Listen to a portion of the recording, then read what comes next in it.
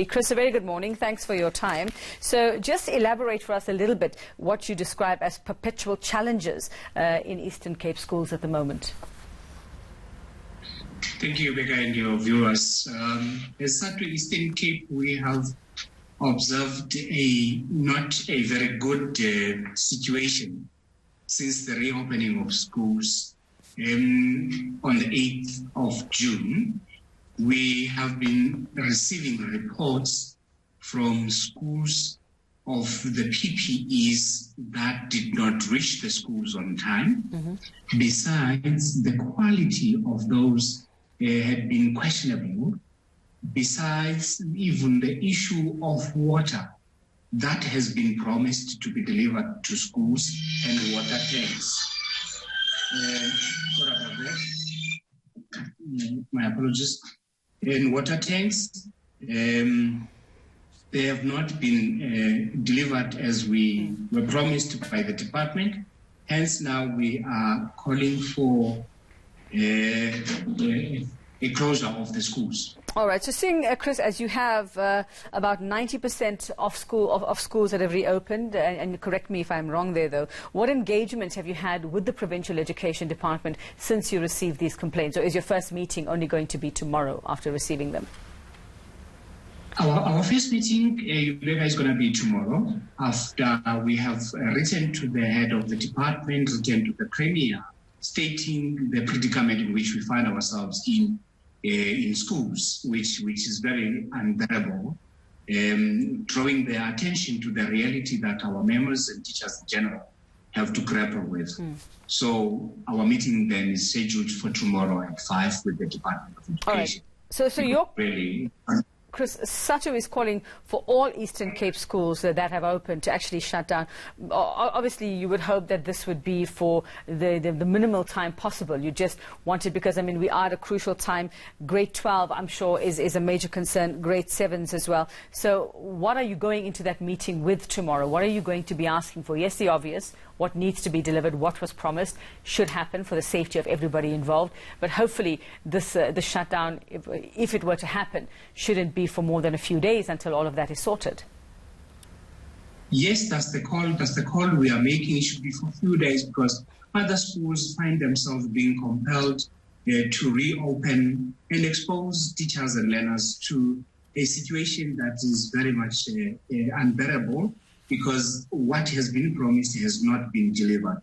So our call is on those bases, taking into cognizance that at least grade 12 should be a priority, even if you would at least relax when it comes to grade 7 and make sure that the conditions, even for grade 7, are conducive for learning and teaching. More special issues of pollution facilities, as we know that the Eastern Cape is a rural province that requires such a delivery to be made for the safety and health of those who find themselves to be in those rural schools. That's the call we are making. So do you know, Chris, whether there have been any visits from provincial education officials to these schools since they reopened now? Our observation has been that the target of the schools that were visited are the schools that are ready, not those that we have identified as not being ready. That's where the problem is, you know. All right. So are you going to give them any kind of deadline to actually get this sorted when you meet with them tomorrow? Most certainly, because we don't want to be mean to the learners and the communities in general who expect learning and teaching to be running smoothly. Certainly, if we agree, it should be a short period and cause the Department of Education to live to expectation and hit the ground running, because we have been calling for a state of readiness report that has not been forthcoming. And now that they are prepared to engage with us, we are saying at least a week should be more than enough to do what has not yet been done by the Department of Education. All right. I mean, I just want to know from your side, you're getting these reports now. Had you yourself conducted any inspections when schools were scheduled to reopen? Did Sadtu itself go out and check readiness as well? We're not part of the process? Yes, we have. Yes, we have. On a daily basis, we do that. Remember, in every school, we have a shop steward that gives a comprehensive report on what is entailing in each and every school. So we work on credible empirical evidence that has been presented to us as the provincial office. Hence, we are able to speak with confidence that indeed what we had expected has not been done in many of the schools. Hence, we call for uniformity of rolling out this program. So, not certain schools would benefit and others not benefit. So, Chris, when these schools were due to reopen then, had you seen that they were not ready and had you raised that? We have testimony to that. We issued a statement that the Eastern Cape Department of Education was not ready. Hence, now we are issuing the second one to say, look, what we said then before the 8th, we were correct, because even now, there are those schools that are found to be lagging behind in terms of readiness.